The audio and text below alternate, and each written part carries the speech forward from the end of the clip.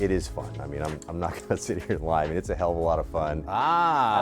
If your idea of fun is picking out colors for contrasting buttonholes and trying on $200 dress shirts, We're going to change the buttons on one of these shirts for him, so I just want to see how it's going to look. Chuck Hellman is your guy. He's been making men in Greater Cincinnati spiffy for more than 10 years. Check the numbers. More over there and more on the back wall, so I've got a few hundred. He's dressed big names in town. A current red, Ellie Dela Cruz is here. Luke Fickle, who I've dressed in UC and now Wisconsin. Down to your average Joe. Of course, we'll start with Joe Burrow. Hellman dressed the star quarterback his first year in Cincinnati, calling up his dad to call dibs on the first-round draft pick. I met Joe at his parents' house in Athens, Ohio, and we talked about what he wanted to look like in his first year in a Bengals uniform. Smart, stylistic, super clean. And Joe's tunnel outfits were getting likes from more than just fans. Bengals running back Joe Mixon wanted in. I think the words Joe's looking fly, and can you help me out? Then came the guy's biggest night on the world stage, where arriving in style is pretty much mandatory. When these guys were heading to the Super Bowl in LA, I bet I saw 10 of them. There was lots of them. Most of the offensive line, Evan McPherson, Logan Wilson, Mitchell Wilcox, Brandon Allen. I mean, there's a lot. Hellman's even caught the eye of guys on the opposing teams. I've got a little bit of a reputation now of dressing some of the athletes, which is nice. And as a matter of fact, I'm going out to San Francisco this week to see one of the guys I do dress, Javon Kinlaw. You might think creating a one-of-a-kind outfit is Hellman's favorite part, but it isn't. It's his patrons who come back to get a suit for their wedding, to find something for a big interview, or even tell a friend. How is it to get so many repeat customers? That's a great question. I mean, that is really why we do what we do, because if they do come back, that means they were treated well, they like how we style them, they had a great experience, and that's really what fashion is all about.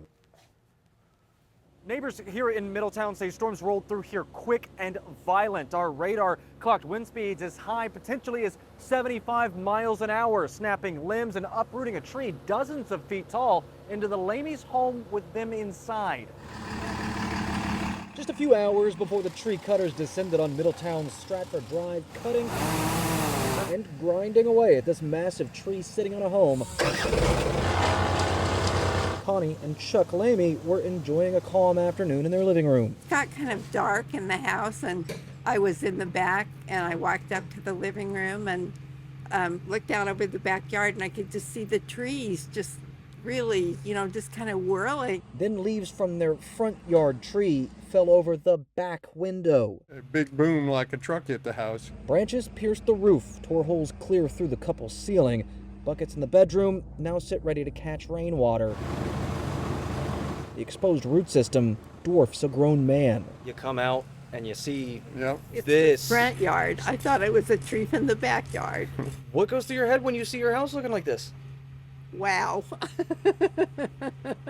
Not a good day. Connie says she can chuckle despite the damage because it could have been so much worse. It's just a house. We're safe. We have some damage inside, but we're okay.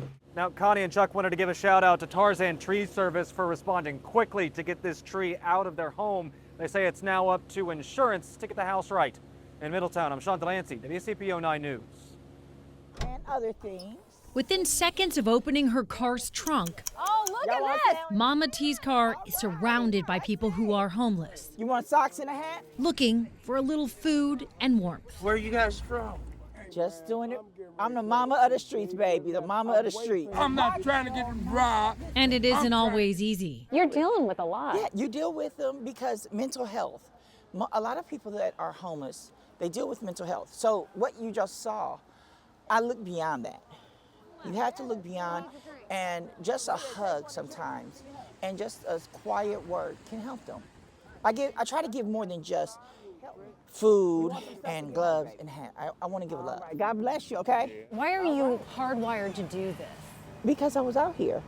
I'm a product of these streets. I don't like that you out here without no hat on his head. They call me the mama of the streets. And that's because everybody out here just needs what we all need, and that's basic love. Thank you. Here, and I'm gonna give you a couple. Somebody gotta love you. I don't care who you is. One person gotta love you. 3 people love me. I got 3 people loving me right here. I'm cool. For 10 years now, Letitia, or Mama T, has used her own money to make sandwiches and buy items people might need. I don't do this for fame and fortune. I do this because, and they can tell that. They know when it's coming from your heart. And that means everything. That's what I like. That they understand that I'm just here to help you. I never want to forget what it feels like to lay there, to be out here cold, to want something as simple as a sandwich and a soda. You know, and look at them, they're eating. That makes me feel good. Is that good enough for you? Just that feeling? Yes, it is. That is knowing that you made a difference in one person's life.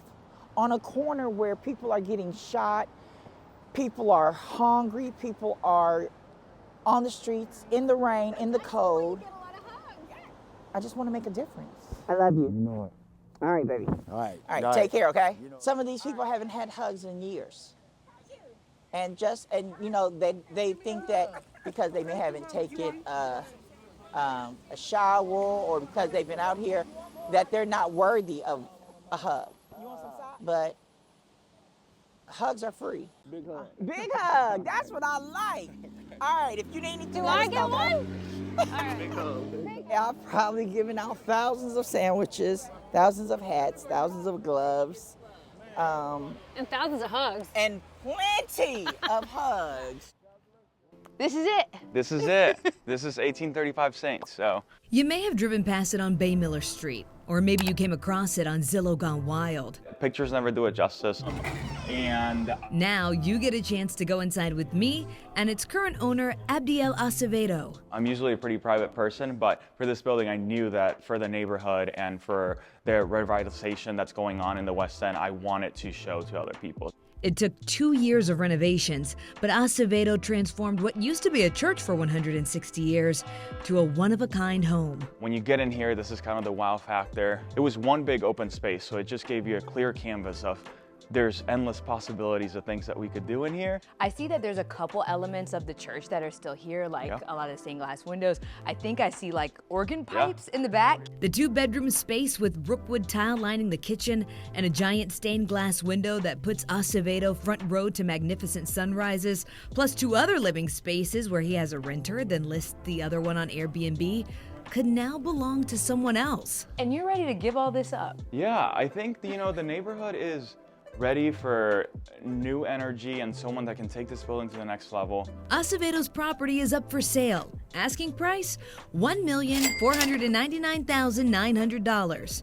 Rick Finn is the listing agent who says he's fielded several calls from buyers. I showed it to an agent from Chicago last Friday, and we've had people just interested in churches. I had a guy who lives in Australia, but owns church properties in the United States, looked at it a week or 2 ago. Acevedo has been reflecting on his time at 1835 Saints. He hopes the next occupants at his property and beyond will add to the neighborhood, just like he did. I love the West End. I've been here for 10 years, and I really think that it just needs a little bit of love and sweat equity.